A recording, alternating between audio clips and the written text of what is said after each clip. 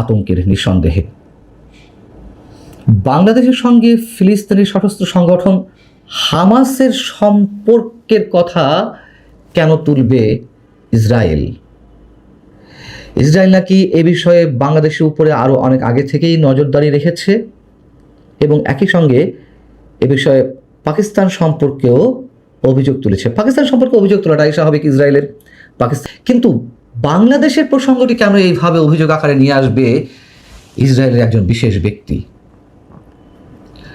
প্রশ্ন হচ্ছে, এইভাবে বাংলাদেশের প্রসঙ্গটি নিয়ে আসার পেছনে কি ইসরায়েলের বিশেষ কোনো উদ্দেশ্য রয়েছে?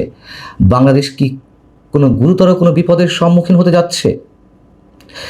ইসরায়েলের সঙ্গে তো বাংলাদেশের কূটনৈতিক সম্পর্কও এখনো পর্যন্ত স্থাপিত হয়নি। ইসরায়েলের সঙ্গে তো আমাদের সরাসরি তেমন কোনো বাণিজ্যিক সম্পর্কও নেই। তাহলে কেন ইসরায়েল বাংলাদেশকে টার্গেট করছে? বাংলাদেশকে টার্গেট করে এই ধরনের গুরুতর একটি অভিযোগের বিষয় আন্তর্জাতিক বিশ্বের সামনে নিয়ে আসছে। ইসরায়েলের রাষ্ট্রদূত রিভেন আজার তিনি অভিযোগ তুলেছেন, বাংলাদেশ ও পাকিস্তানে ফিলিস্তিনি স্বাধীনতাকামী সংগঠন হামাসের তৎপরতা বিস্তার লাভ করছে।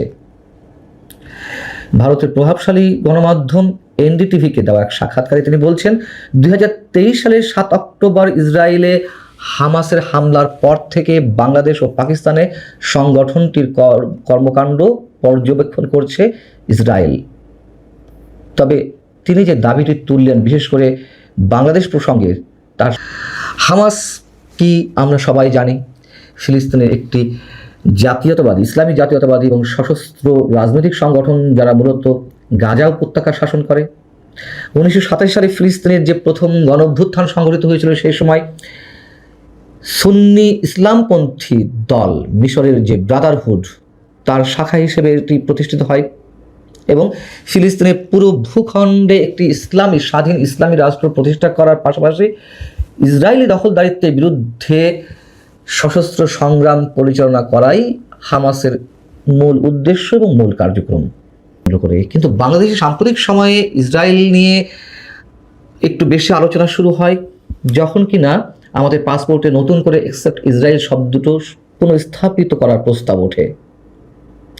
আর জঙ্গিবাদী সংগঠন সম্পর্কে যদি বলতে হয়, এই ভূখণ্ডে, এই দেশে 2024-এর 5 আগস্টের অভ্যুত্থানের পর যখন ডক্টর ইউনূস এদেশের শাসন ক্ষমতা তার হাতে নিলেন, সেই শাসনের শুরু থেকেই জঙ্গিবাদী সংগঠনগুলো তাদের কার্যক্রম আবার নতুন করে শুরু করে, জঙ্গিবাদের উত্থান ঘটতে থাকে নতুন করে।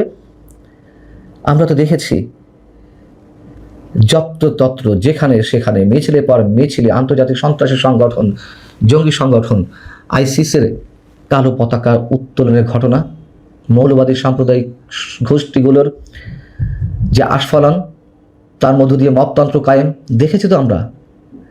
এবং ডক্টর ইউনূস ক্ষমতা আসা আগে এদেশে আনসার আল ইসলাম, হরকতুল জিহাদ, জেএমবির মতন জঙ্গিবাদী সংগঠনগুলো যে নিষিদ্ধ করা হয়েছিল, তারা আবার নতুন রূপে নতুন নামে আত্মপ্রকাশ করতে থাকে, বিভিন্ন কার্যক্রম শুরু করতে থাকে।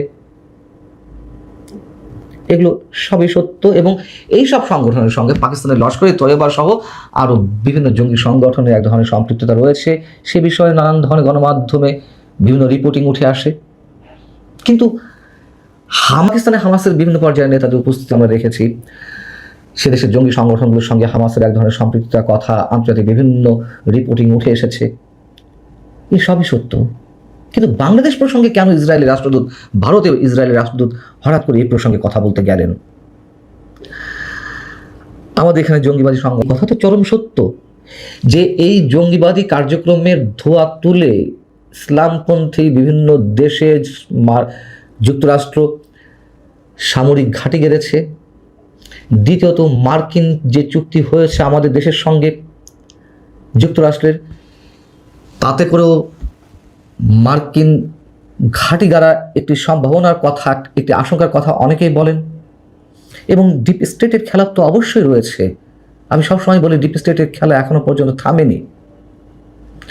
তাহলে সমীকরণগুলো আসলে মিলছে কিনা বা আমরা মেলাবো কিনা, সেই প্রশ্নটি খুবই জরুরি।